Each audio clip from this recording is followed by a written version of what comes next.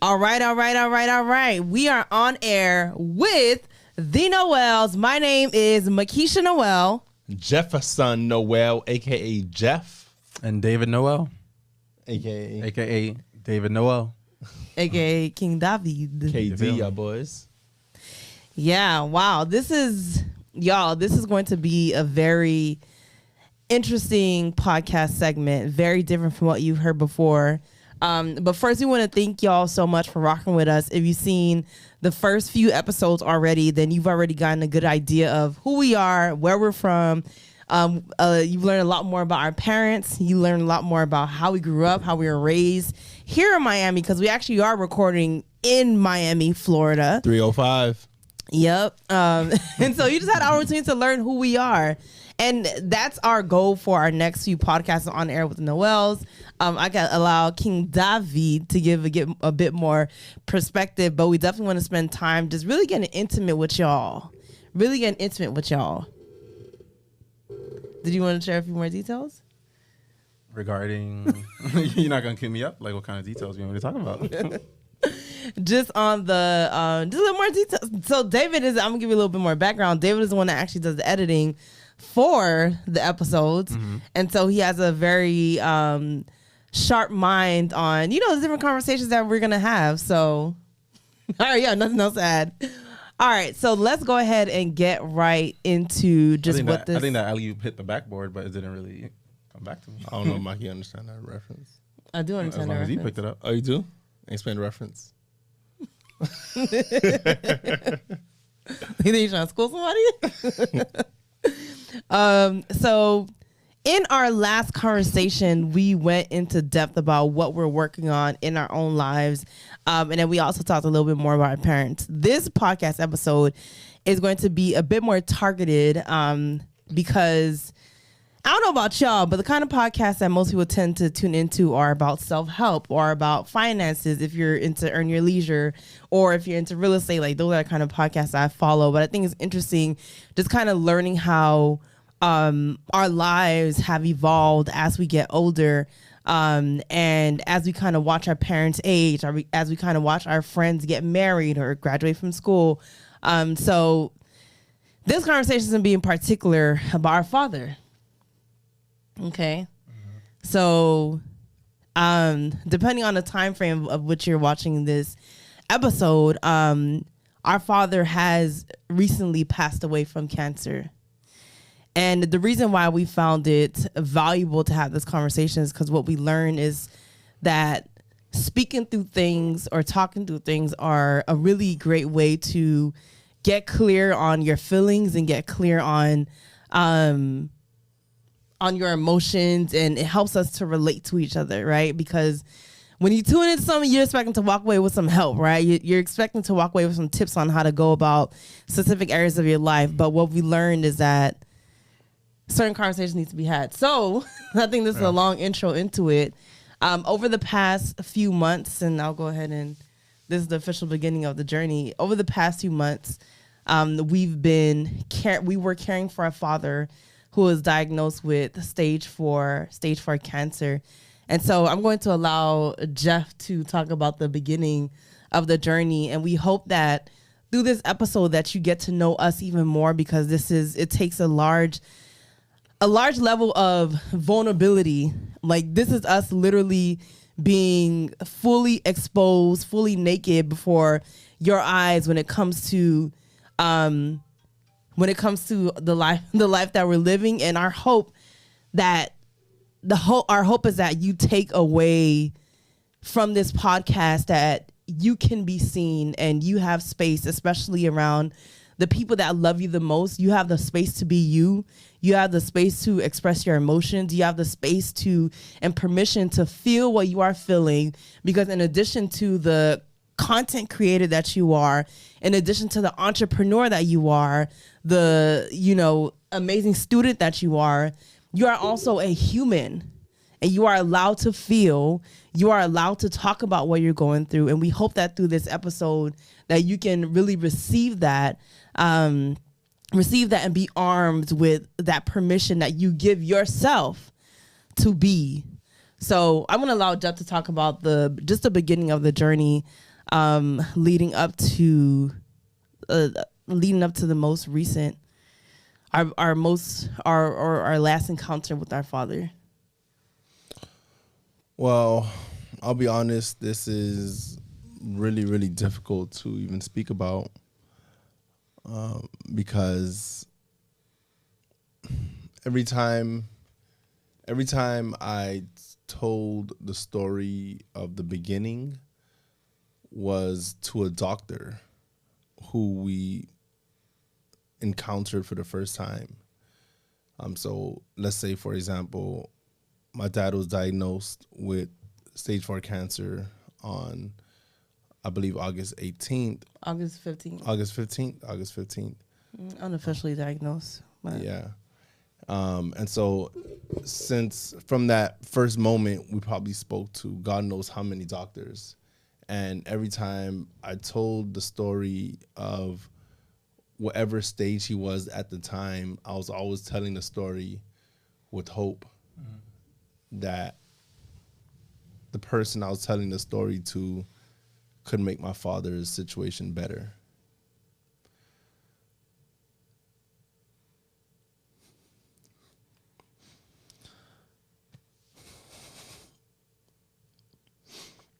So it's really difficult to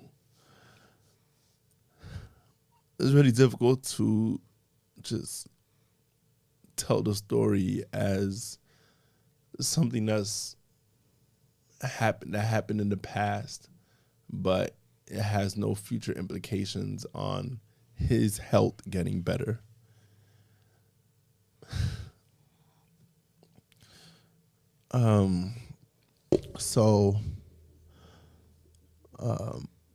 It was a Sunday morning. My dad was supposed to preach at a church, and he started to cough up blood, and that's obviously a red flag and a bad sign. And my mom wisely decided to say we have to go to the emergency room. And at that time, I was out of town because I had an event for Barbershop Speaks. And my brother, he was, he doesn't live in Miami. And so my mom and sister went with my dad to the emergency room to figure out why he was coughing up blood. So when they got there, they did CT scans, and they ran a bunch of different tests. And I remember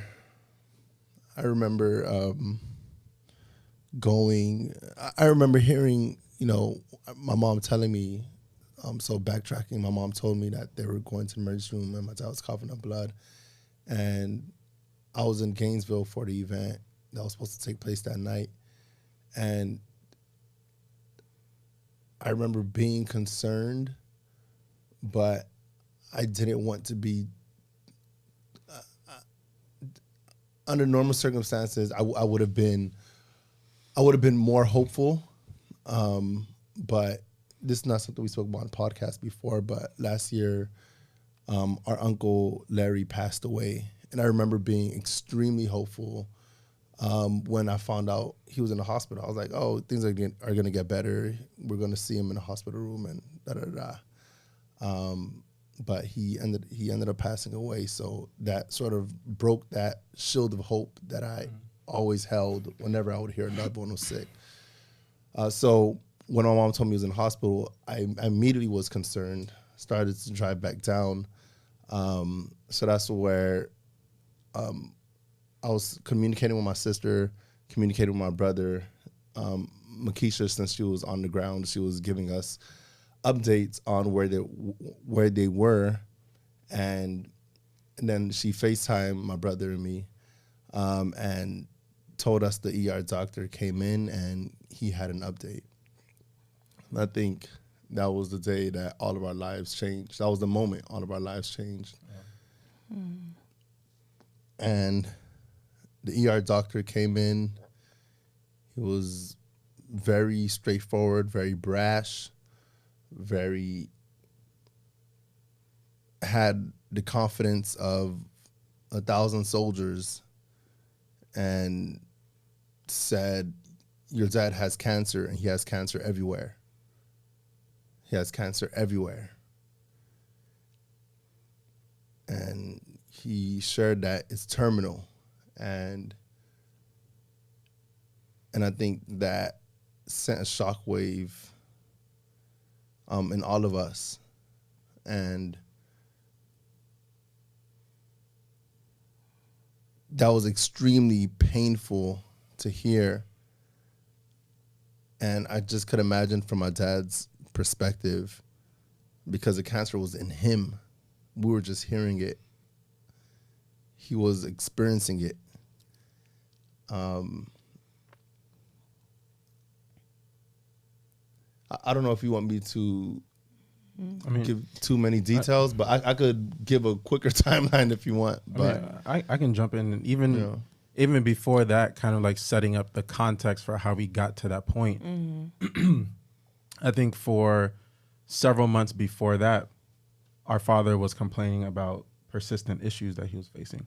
Mm. And well, it got to a point where he became open about what he was experiencing. Yeah, I was going to talk about like just the stigma in the Haitian community of like wanting to be strong and not trusting the medical system, and letting it get to the point where it has gotten so bad, it's so rampant that the first time that we're getting to the doctor and seeing it is at stage 4, which is crazy to me, because there's 4 stages. Like, I think if you think about the 5 stages of grief of, denial and anger and bargaining and all those things, like there's part of me that's angry that we haven't caught this. We weren't able to catch this before, like when it was stage 1, where, there more could have been done. We could have had more time with them.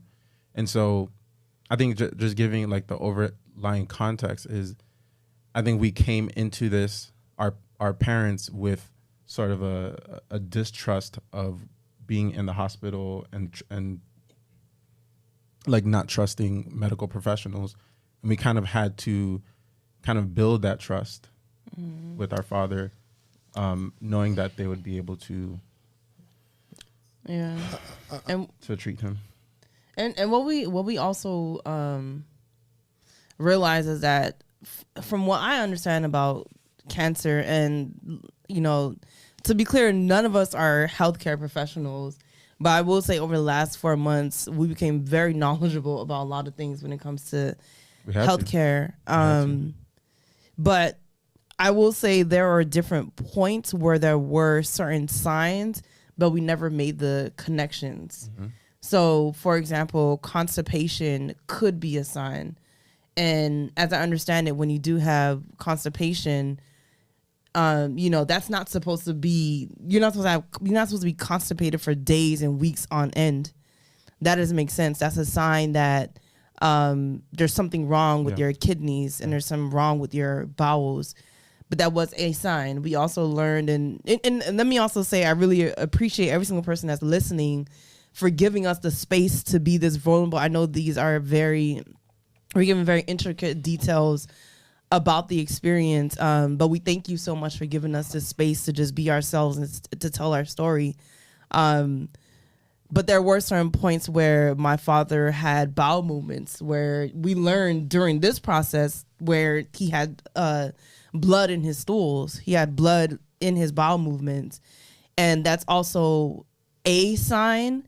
But it's like when you make those connections together, that's when it draws this bigger picture. But at the time, we couldn't really tell. And as David said about the stigma of health within our community, being Haitian, you're not going to find a lot of grown Haitian men coming up to his own children and be like, I had blood in my stools. Oh. Like, what do you think I should do? Yeah. It's not something that's normally talked about. Like, I feel like, especially the old school Haitians, they hold on to their health. They don't openly talk about it. And there was even a point where both of our parents said in the past, they had a feeling that something was wrong, but neither of them talked about it. Yeah. Like my dad felt like something was wrong, but he didn't tell my mom. My mom could see that something was wrong, but she didn't talk to him about it. and it was just that this miscommunication that could have. And they specifically. But my understanding is he spoke to his doctor about it, and that's what matters. That's who's the medical professional. That's the person who's supposed to connect the dots. That's the person who's supposed to come to a conclusion that more tests should be taken. So although the stigma, getting rid of that stigma is important, and it would have been nice if, you know, he shared more with us. At the end of the day, he shared, from what he told me, he shared all of this with his PCP. And that's whose job it is to make the right decisions, to test more, to make sure that all T's are crossed and all I's are dotted. Mm-hmm. Yeah. I wonder if, kind of like looking back at it retrospectively, were there signs in the reports that the PCP could have done something more? Mm-hmm. And that's also to be continued, that piece of it. Just so you know how much in the thick of it that we are. But that piece of it about his PCP at the time is still to be continued. But I also want to continue what Doug was saying about both their notice. So both my parents individually wondered if my dad had cancer. My dad wondered to himself, wow, I think I have cancer. My mom wondered to herself, like Sessa seems to be in pain. And like she started making some connections. She said, I wonder if he has cancer.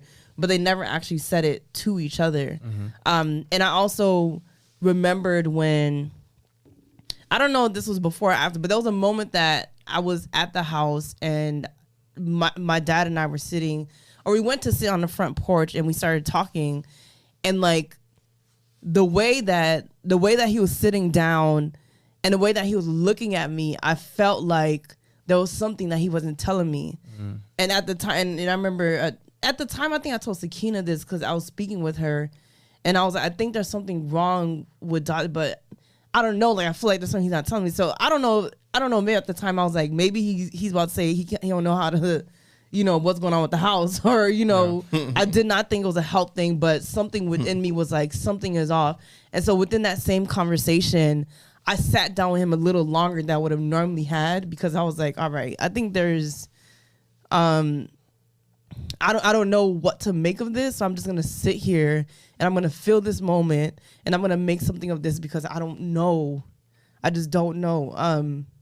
And so leading up to way before he started coughing blood, I think Dottie expressed to us that when he would sit down for too long, he would have a pain. And then we're like, wait, hold on. And so we're like, Dottie, you need to get that checked out. And I remember that's when Jeff pushed him to go to urgent care. Mm-hmm. Yeah, and I was largely unsuccessful through all of my effort. It was when I called David, and I was like, David, you push harder than anyone I know. I think you need to speak with Dad. And David, my brother, called my dad, and yeah, I was like, Jeff is going to bring you to the urgent care. And it comes back to that mistrust with the medical system. Like, my dad was like, what is urgent care going to do? And I felt like throughout this entire saga, they always leaned on natural remedies, or they always leaned on some kind of miracle from God to heal them, instead of thinking about both things happening at the same time. Mm-hmm. Like, you can still have faith, but you can also trust in the medical system and kind of follow their guidance as far as like what they're telling you, what could potentially be wrong, how you could address the issues that you're facing. And it just felt like my dad was just persistently complaining every single week about pain that he's feeling, and I was just like, that's not an issue that you should continue to live with. And that reminds me of a story that he told us when he still had lots of energy. The whole family were sitting in the living room, and I think at that point he was out of the hospital, like he just got discharged, and he was just telling us a story about when he first came to America from Haiti, and he had like a really bad toothache, and it was really painful, really hurt, and he went to a dentist who might have been uninsured, who might not have known what they were doing, and he went through the procedure with them, and they worsened the pain by 100 times. And I think he paid like $50 for a service. So it was probably like a low income kind of dental service. And that dentist did not give him any pain meds. Yeah. So he was just in so much pain that like that caused trauma of, okay, whenever I'm in pain, I don't want to go to a hospital or go to a medical professional and they're going to put me in more pain. And I think that's one of the things that we struggled with all throughout this journey is we told our dad, if you want to get better, we have to go to the hospital for certain things because we can't address them at home. We're not medical professionals. And so it was a constant battle of, okay, this thing has gotten bad enough. We need to go to the hospital. And I think almost every single time we went, there was something that they noticed or something that they did that prolonged his life or prolonged his health because we went to the hospital. So I think that's just one thing to point out is that it's not, I don't think it's normal to live with pain. Like if you have pain, that's your body telling you that there's something wrong. So you go to someone who specializes in alleviating that pain.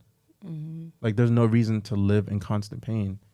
And I think that's just one thing that's on the back of my mind is I just wish that like we knew sooner.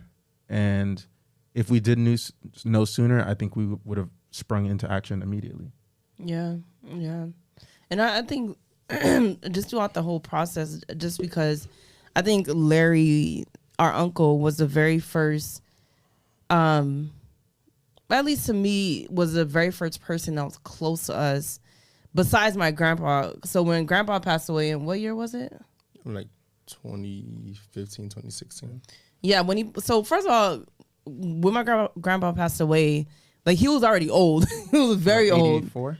Yeah, and I was like, you know, he lived a long life. Yeah, I was like, all right, 80 years, like you out here playing, and you definitely so many seeds on this earth. Your legacy is no doubt. Yeah.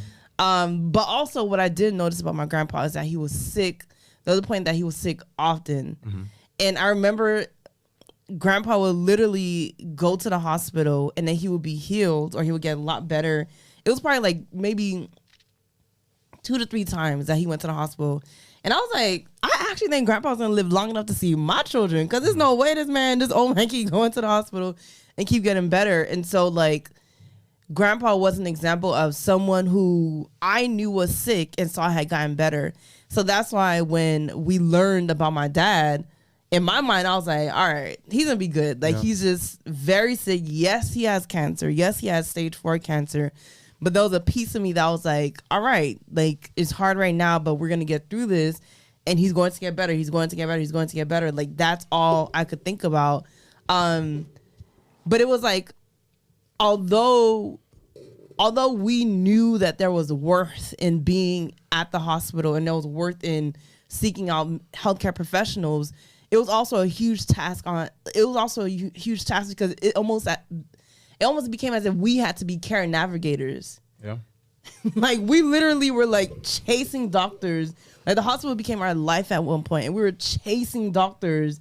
Like, hey, what's the update on this? Is he gonna do this blood work? Is this gonna be the right blood work for the biopsy? He ended up doing a biopsy. Well, sorry for cutting you off, but Yeah. I do want to talk about the first week when we found out that he has cancer. Yeah. Because I think that basically put us on the pathway that we experienced for the next 2.5 months to 3 months after that, because what we experienced that week of essentially living in a hospital is basically what we experienced at every single hospital we went to and almost every doctor we spoke to. And so that day when the ER doctor made a declaration, like I don't know if he thought he was on the steps of the Lincoln Memorial, the way that he announced it, that my dad has stage 4 cancer.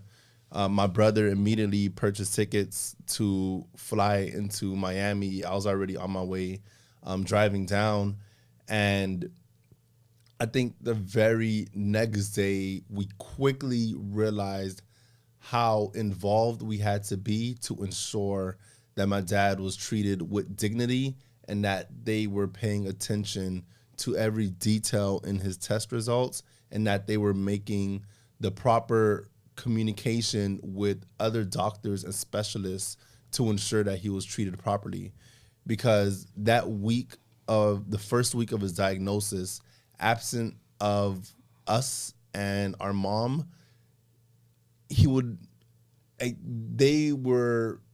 basically would have not treated him well. I don't want to, I don't want to say they would have broke their Hippocratic oath, but they would not have treated him well, and they would not have met the situation with the urgency that it deserved. So, for example, the second they found out that my dad has cancer or potentially had cancer, we should have been on a list to meet an oncologist. And that's what we were told. We were told that we will meet an oncologist the next day in the hospital. So obviously my dad was admitted, and, he was admitted into the hospital. So I remember we were thinking, why haven't we seen an oncologist? And they were like, oh, you'll see him tomorrow. You'll see him tomorrow. That's what they were telling us. And Monday came. We're like, when are we going to see an oncologist? They said, oh, he'll come in the morning. And we're looking at the clock, 8 a.m. passed, 9 a.m. passed, 10 a.m. passed. We're like, where's this oncologist?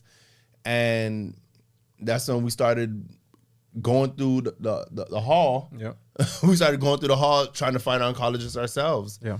And I remember we went to like one of the nursing stations, and I asked one of the ladies in the front, hey, our father, he's in this room, and they actually changed rooms that morning. But we're like, he's in this specific room right now, and he's supposed to see an oncologist. And she's like, oh, what's the patient's name, date of birth, etc. And she checked, and she's like, oh, he's not scheduled to meet with an oncologist. And we're like, what? What do you mean he's not scheduled to meet with an oncologist? Like, there's nowhere here that indicates that he will be meeting with an oncologist. And we're like, no, he must, it must be there. And so she was like, well, let me speak with the oncologist on the floor. And we were like, what's this person's name? Because we will find them ourselves. So she gave us the gentleman's name. And so we went around asking nurses, have you seen Dr. So-and-so? Have you seen Dr. So-and-so? Have you seen Dr. So-and-so? And then everyone's like, no, I haven't seen him out. And then we're like, okay, what does he look like? Because maybe we'll see him. Describe what he looks like. Because I was ready to go floor to floor to find this man. Go to war for it. Yeah. And so they described, he was an old man, white hair. Obviously, he was wearing a white coat. And then so we got stopped every person that fit that description. So we got stop and frisk. So we got the description, and we like bet. And then I think at one point we couldn't find him, and then we were just next to the nursing station, and our brother was like, "Wait." Exactly. I was like, "Hold up, does he fit the description?" We pulled up on him, boy. We pulled up on that man. We pulled up. It was contentious, that first conversation. And we're y'all going toe to toe? Yeah, we're going toe to toe. Yeah, we pulled up to him. He was sitting on his computer, and then we were like, "Excuse me, are you Dr. So-and-so?" And then, like, understandably, he was very busy. I think he said he had like 14 cases that he was juggling at the same time. And we pretty much explained the situation to him. We told him, hey, our dad just came out of the ER. They just diagnosed him with stage 4 cancer. And he changed his whole demeanor. He's like, what? They diagnosed him? The ER doctor? Exactly. And we're like, yes, your ER doctor. And then I feel like every step of the way, when we explained, like, it just felt like they were kind of lackadaisical with his treatment. And once we said, hey, he has stage 4 cancer, that expedited a lot of things. That people started to see that as urgency. Not all the time, but many of the times. No, but in this specific case, I think the reason why that made him act with a sense of urgency, because he quickly recognized that the ER doctor is not an oncologist, right? And he's not, let's say, eligible to diagnose that he has stage 4 cancer without doing a biopsy, without even doing an ultrasound at the time. Like, there was no scientific proof, let's say. Yeah. No, that he did do an ultrasound and a CT scan. Say that again? He did do an ultrasound, but he didn't do a biopsy. Yeah, biopsy specifically a biopsy, because that gives you the hardcore proof. And so he didn't do that.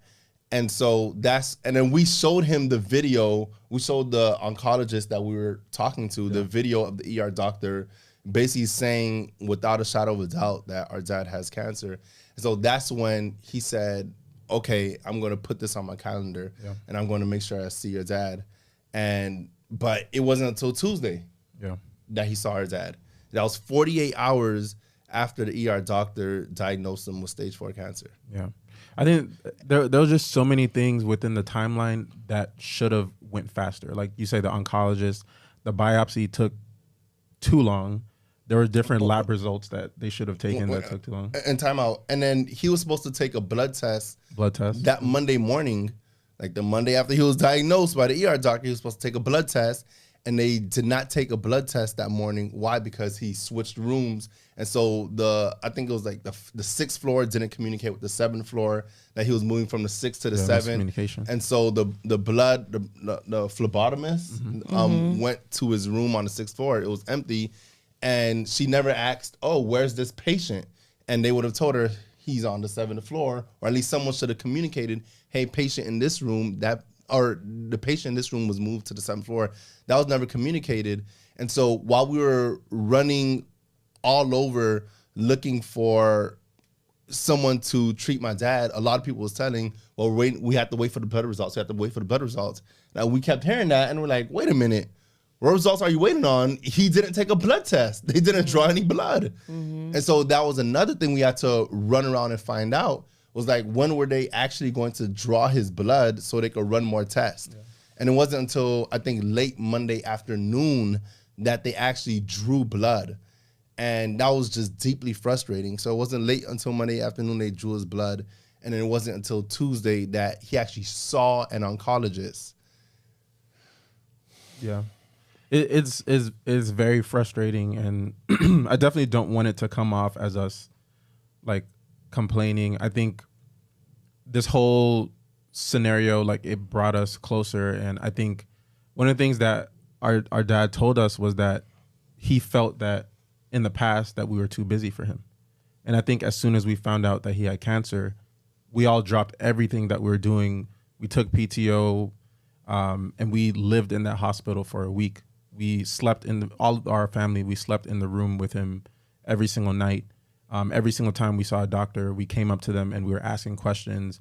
And I think, like, the doctors would kind of avoid us in the hallways because they knew that if they saw one of us, we were going to stop them and ask them questions, pull up on them, and make them do their jobs. But I think, like, we walked in there wanting, like Jeff said, our dad to be treated with a certain dignity and a certain respect. And the quality of care that we felt that he was receiving wasn't adequate for the most part, and we kind of had to push. And I think a lot of the things that we pushed for probably would have been, stalled and delayed if we didn't push as hard as we did. Like, there were times where we'd see a doctor or a nurse just sitting there and we'd be like, hey, blood results haven't, like, what's going on here? He hasn't seen this doctor. And they're like, oh, and they check and it's like, oh, no one put it in. Or like, if he was supposed to switch from a liquid diet to a solid food diet, there'd be miscommunication there, and we'd be like, "Hey, our dad is hungry. What's going on?" That's another thing I was mad about. And I want to say this, because we weren't walking around pretending as if our dad was the only patient in the hospital. It wasn't lost on us that there were other sick people in the hospital. We weren't pretending like every single doctor and nurse had to stop what they're doing to make sure they attend to him and him alone.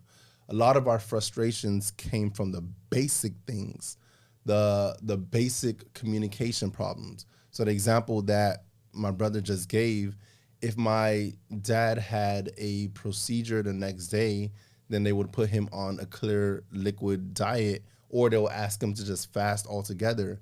And after he would do the procedure, normally he would be off of that clear liquid diet if there was no other scheduled procedure. He'll be off of that fast.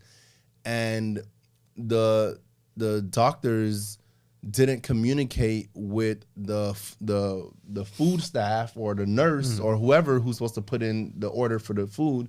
They didn't communicate that he's no longer fasting or he's no longer on a clear liquid diet.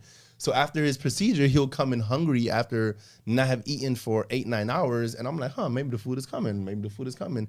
And then we go to the nurse and ask, hey, lunchtime is almost over. No food came.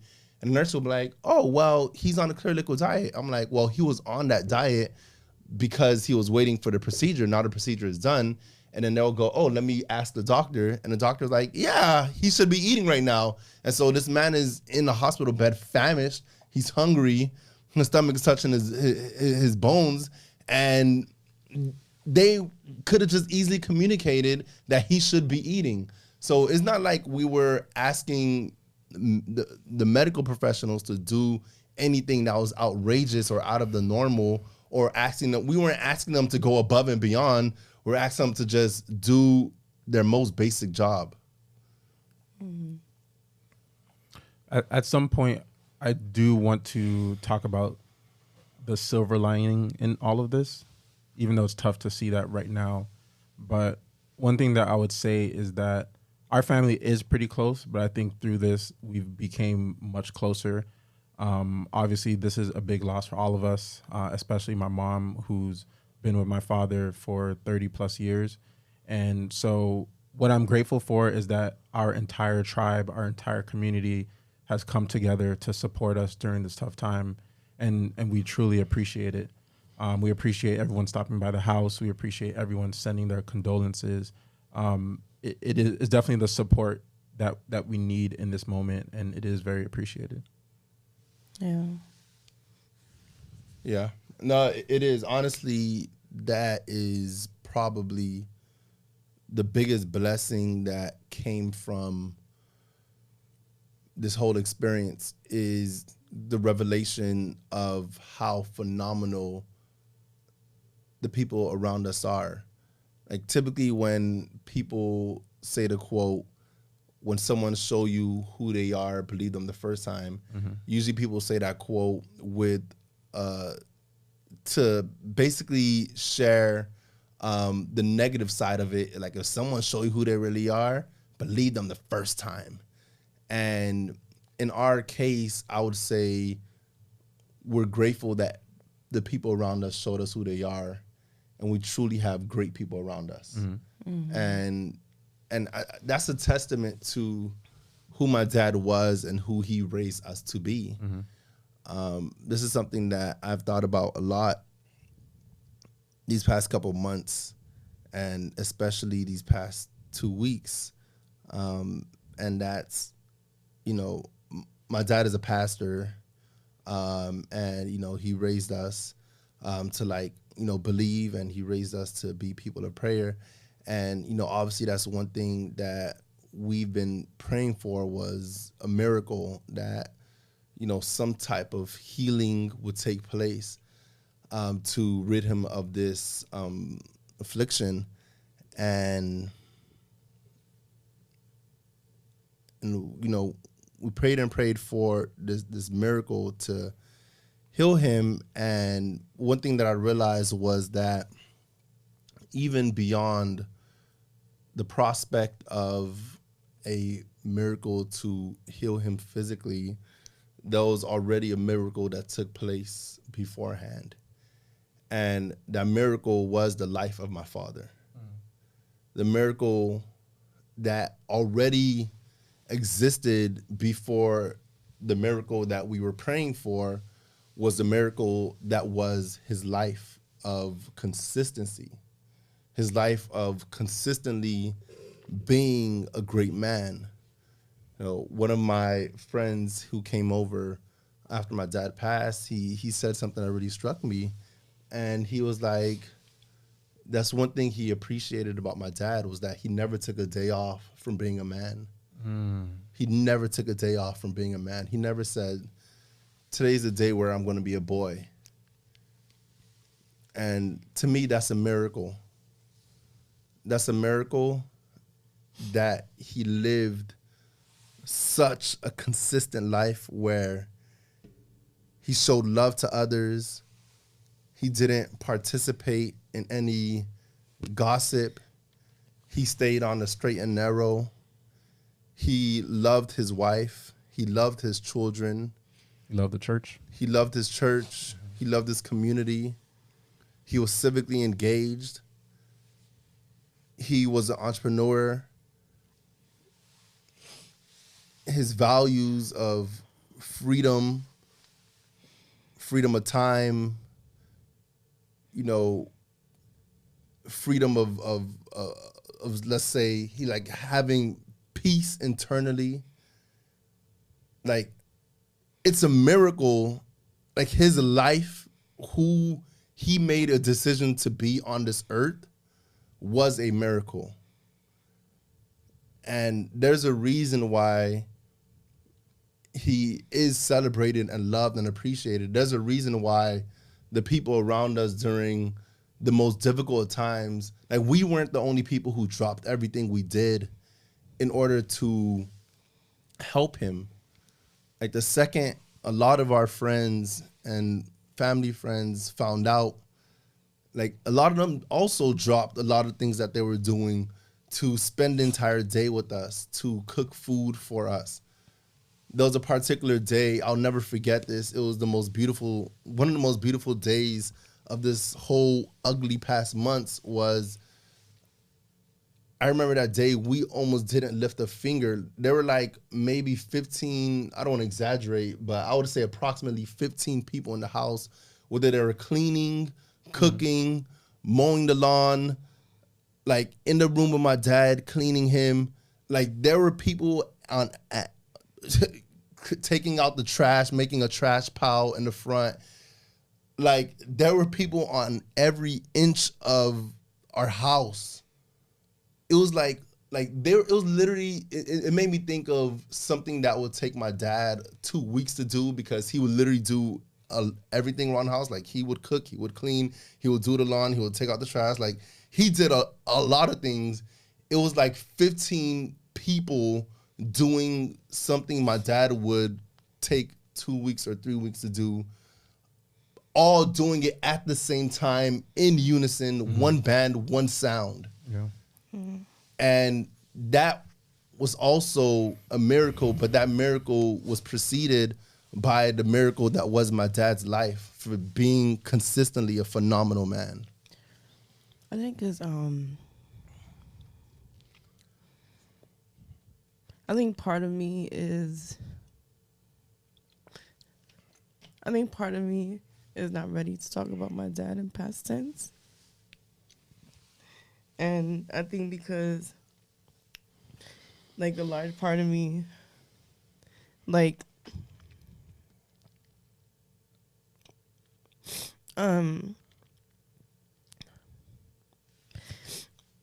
don't know, because I was there. Like, I was the one that discovered that he wasn't breathing anymore. And I was within a 2-minute time span that my mom and her best friend walked away from my dad, because I was in the dining room eating. And then I was like, let me go to the room, let me check on him. And then when I realized he wasn't breathing, I went to the other room to tell my mom and her best friend. And they're like, we weren't even away for 2 minutes. So within that 1.5 minute time frame, when he fell asleep and they walked away into the other room to discuss other things, that was the time that he went. And so it's just very hard. It's very hard to talk about my dad in past tense, because he's the type of person that leaves such a big impression on you. Like I was explaining to David and Andy, and Andy's another person that she needs her flowers. Like I was trying to explain that my dad is such an eternal figure, and it didn't make sense what I was trying to say. And I think what I meant to say is that he's someone that leaves such a strong impression on you. There's people I met years ago, like since the time I lived in DC, when the family came up to visit me when I moved into a new apartment. And one of the guys who I worked with him at Georgetown University for like 2 months, and I caught up with him like a few weeks ago, and he was like, man, I remember your dad. Like, you know, I remember when he said to me, my son, you know, and this guy, I think he's Arabic. Like he's not even Haitian. Like he doesn't really know Haitian culture, but yet like the impression that my dad left on him, and this was years ago, was so strong. So a piece of me, like that part of my healing, I feel like hasn't happened yet, because parts of me still expect to hear him in the house, still expect to hear him call my name or to ask me to do something right now. Like, His favorite time is right now. you know, even though we got to a point where in our relationship where I was like, Dad, you can't keep telling me to do everything right now. And I was like, you know what? One day I'm gonna give him a taste of his own medicine. So I told him, Dad, I need you to see something in this car right now. I don't understand what it is, but you need to come right now. And he actually reluctantly came. I was like, so you see how it feels for me to tell you that I need something right now. And so really quick, can I interject? We were talking the other day, and I think you brought up a really good point about the pillars in our family. You brought up Larry, and now our dad. And I'll hand the mic back onto you, but I think that was such a potent point of within this past year, we've lost two pillars within our family. Larry, who similar circumstances, he came from Haiti, came to America, focused on education, started his own law firm, and in essence became the patriarch of the entire family, providing for everyone, giving guidance whenever anyone was in legal trouble. He gave us guidance, sending money back to Haiti. And then our dad, very similarly, coming to America and kind of building a family, building a legacy. I think that has left such a tremendous impression on all of us. And I think there's multiple differences with Larry's passing and our father's passing. With Larry, it was very sudden. For us, it came out of nowhere, and we didn't really have time to say goodbye or make our amends to him. And I think during that time, me personally, I felt like I was so wrapped up in the administrative stuff of things like planning the funeral that I didn't give myself time to properly grieve or to properly reflect on his impact on my life. And it wasn't until months later where it's just like I'm at work or I'm just sitting there and I realize how much impact Larry had on my life. Like in the past, our mom would send me to his office, like he had his own law firm, and I would be in there and like doing admin work. So like doing paperwork or answering the phones, watching him speak to clients, watching him run his business. And I think that left such a big impression on me of wanting to be an entrepreneur, wanting to start my own business in the future, because I saw him as the model, as the example of being able to do that. And then every day during lunchtime, he would bring me to his favorite lunch spots. So to Duffy's, or there's this other place on West Dixie that he loved to go to. And every single one of those were just like, how's life? Talk to me about what's going on. And he was in essence, the conversation that I had with Larry, I couldn't necessarily have it with our dad, because Larry just chose a different path. And he is, I wouldn't say rich dad, poor dad kind of thing, but it's like having multiple male figures where you can lean on them for specific, aspects of your life. And so it wasn't until months later where I realized, wow, Larry did have such a tremendous impact on me. And every single day I think about what kind of impact we're leaving for the next generation after us. Like I look at Larry as like this model figure who kind of helped me and guided me and gave me wisdom and advice. And now we kind of have to be that for our nieces, our nephews, our little cousins. And I think about that every single day. And so I think the difference here with our dad is that we've had a chance to kind of really talk to him about in a sense, we've had a chance to say goodbye to him, even though it's a very hard goodbye. But we've had a chance to like talk to him and spend time with him, and understand like what, as far as his life, being able to reflect on it, what he felt was his biggest achievements, his biggest accomplishments, his biggest regrets.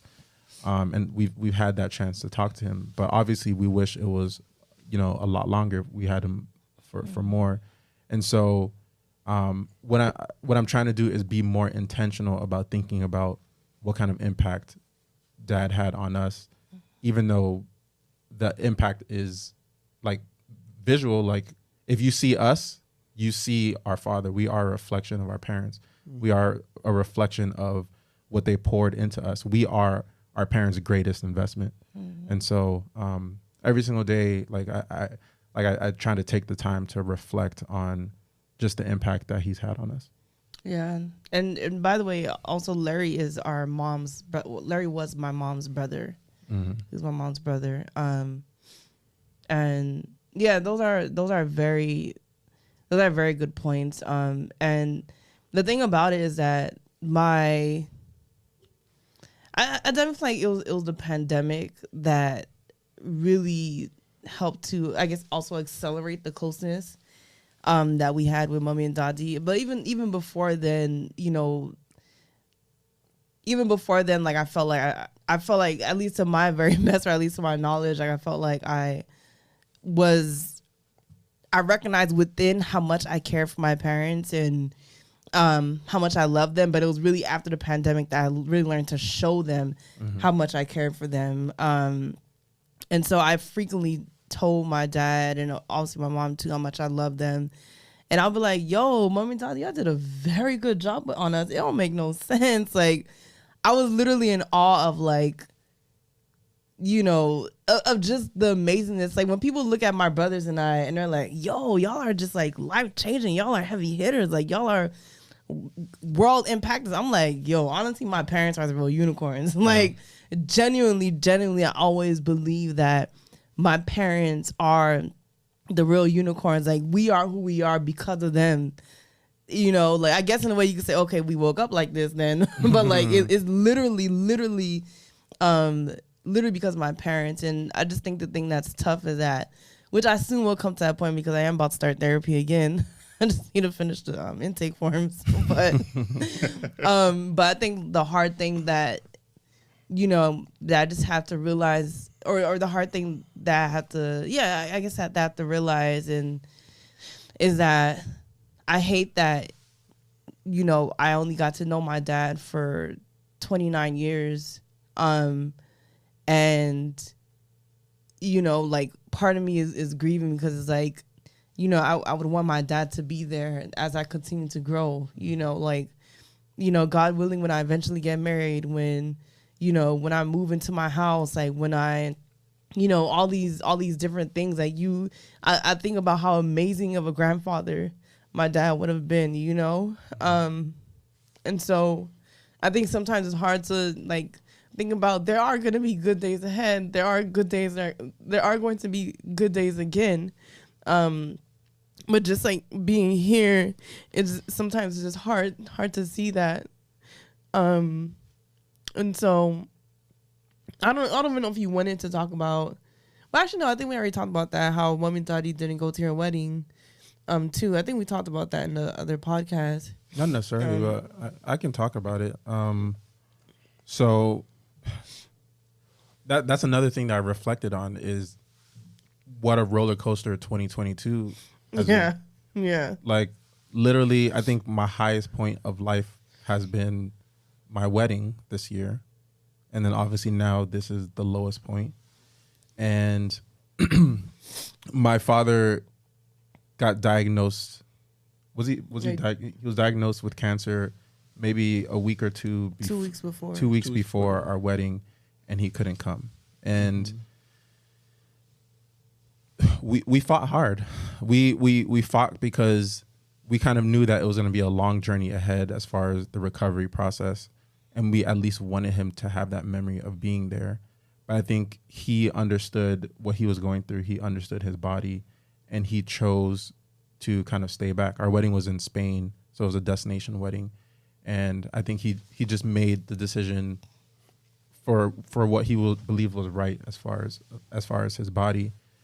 And so it was tough to celebrate such a high point, such a life-changing moment with him not physically being there. Obviously we had like the virtual link so you could watch from home, but it's not the same as kind of like being there and celebrating in the moment. And then right after the wedding, we had our honeymoon in Italy. And all throughout this time, my dad is still going through his cancer recovery process. And this is one of the conversations that we were having with one of our family members, where pretty much like in the Haitian culture, like they love to be dramatic and be like, oh, you're off having fun and you don't care about me. Like you should be here like taking care of me. But my father had like such a selfless mentality where he's like, I want you to continue to live your life. I want you to kind of experience this high point in your life, and I will be here when you get back. Mm-hmm. And every single day while during the honeymoon, I was like, I really hope that I'm able to see him when I get back. There were times where I was like, maybe I should cut this short and fly back home. But every single time he was like, I want you to continue to your life, live your life. I'll be here when you get back. And I'm really grateful that I was able to come back home and see him. But yeah, it's been tough. It's been bittersweet. It's been a roller coaster, and that's what life is. And we just have to adapt. It's hard. I'm definitely not ready yet. Like, yeah, and obviously because it's like it's still so fresh. Mm-hmm. You know, it's still so fresh.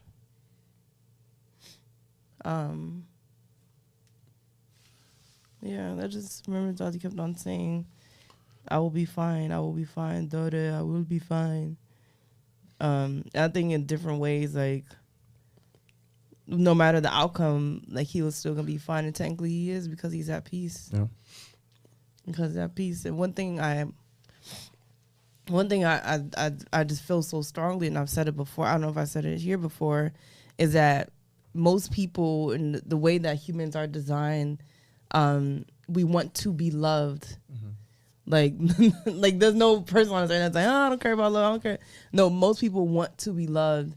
And I feel like throughout this process, I had the opportunity to love. That was the blessing for me. The blessing was that I got to take care of my dad, and it was nothing for me. And granted, I almost, life circumstances kind of forced me into that direction. I will be transparent and say I was let go of my job literally the day after that he was diagnosed. And so I was unemployed and grieving at the same time. Mm-hmm. And I was like, damn, I couldn't even pick a struggle. Like, I had to like be within both struggles. And it was really tough, but I realized, that that's what needed to happen. Yeah. That's what needed to happen. Like, the fact you were still working when we found out, and like your job was stressful. Yeah. I mean, that's an interesting point on career. This is probably something that I haven't spoken about publicly, but pretty much I left my job at TikTok during the honeymoon, actually, around the time when we found out he had cancer. And the reason why I did that, there was multiple reasons why I made that decision.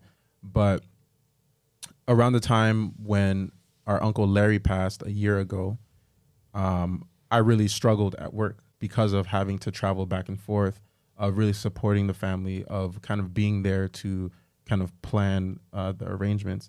And so my work suffered. My relationship with my manager was strained because my work quality was declining. And so one thing that I realized just about work in general, like, I don't know, maybe it's the pandemic, or maybe it was like just having time to really think and reflect during the honeymoon, but I realized how precious life is. And during the time, like, I realized that I needed to be here and I needed to be focused, and I couldn't be distracted by work. So I don't think it's enough to take PTO or to take bereavement leave and then have to come back and have to say, hey, I'm sorry for my work slipping because my father has cancer. Like, I didn't want to have those conversations. Like, I wanted to be able, from the moment I woke up to the moment I went to bed, I wanted to be focused on dad. And I didn't want to have to kind of go back and forth on my laptop thinking about, I have to go and jump into back-to-back meetings. And so I think having that realization during the honeymoon to say, hey, I'm putting in my 2 weeks notice. And I think leaving the job, there was no bad blood at all. Like, there was every single person, like, was saying that they are excited about my next journey. They're excited about my adventure. There was no one who's like, you're making a bad decision, or anyone saying, we need you to stay kind of thing. Everyone was like supportive of me because they understood, and I'm very open to anyone who asks. And I communicated, hey, I need to be there for my family, and I can't do both of these because I don't half-ass anything. Like whatever I'm doing in the moment, like I'm fully present on that, and I couldn't do that while still working.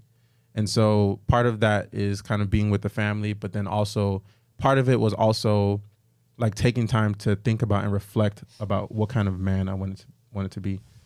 And maybe this is part of a different podcast, but it just gave me a lot of time to think about, now that I just got married, now that I left my job, now that our father is sick and things could potentially change within our family, who am I going to become to our family?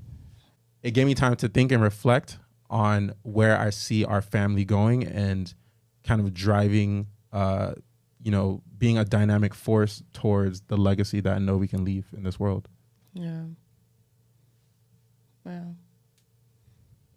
So with that, we want to thank y'all for tuning in into this very important, intimate episode. I think we gave as many details as we could, because I think this is probably the most traumatic experience we've had.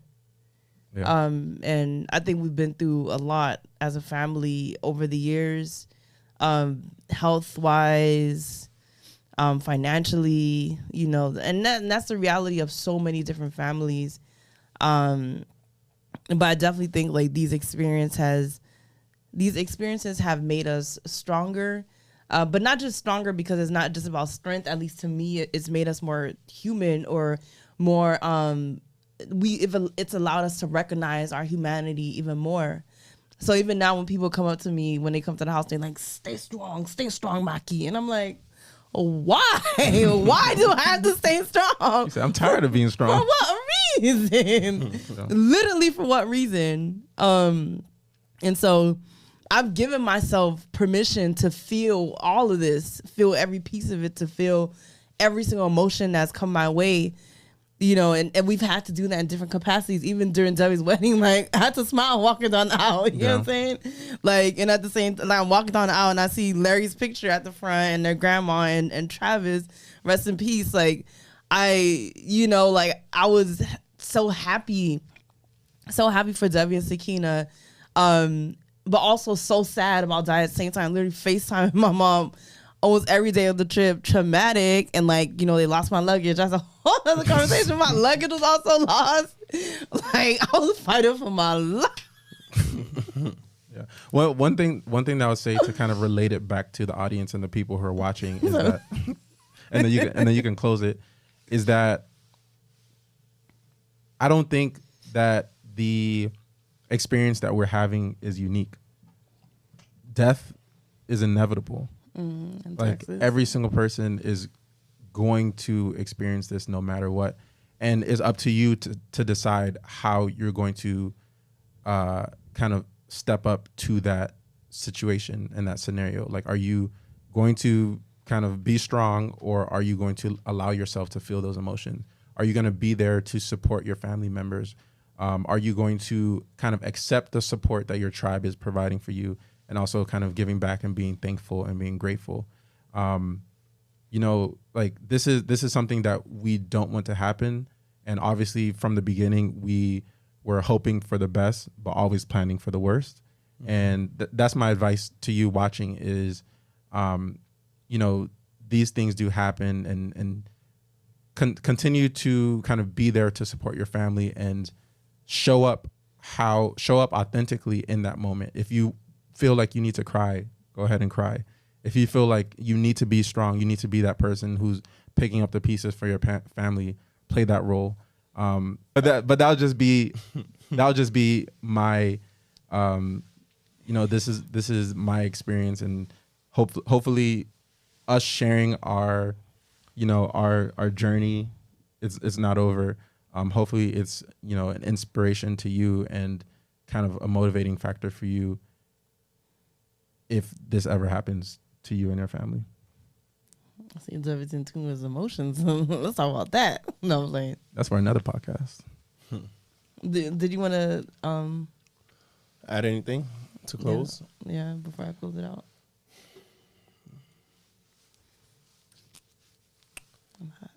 Take as many pictures with the people you love Memories. as possible. Yeah. On my phone, I have so many pictures of me and my dad, and it's not enough.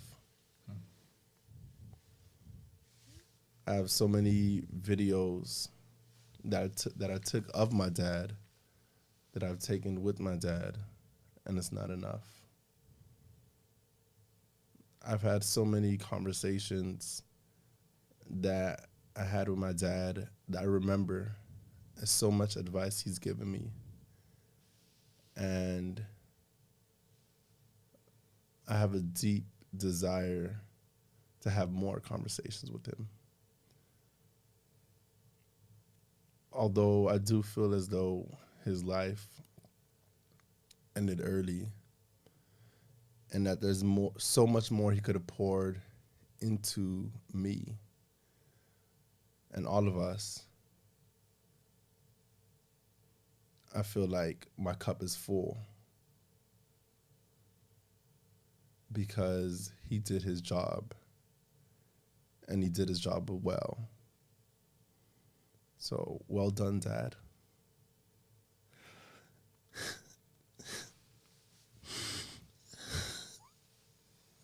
He completed his race.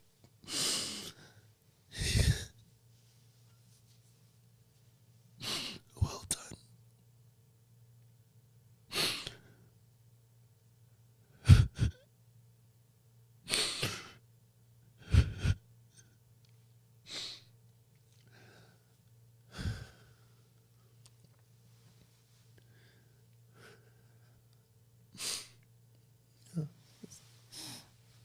Thank you guys for tuning in into this episode of On the Air with Noels.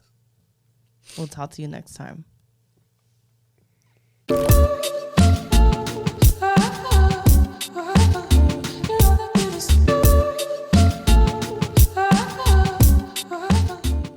I'ma see you next time.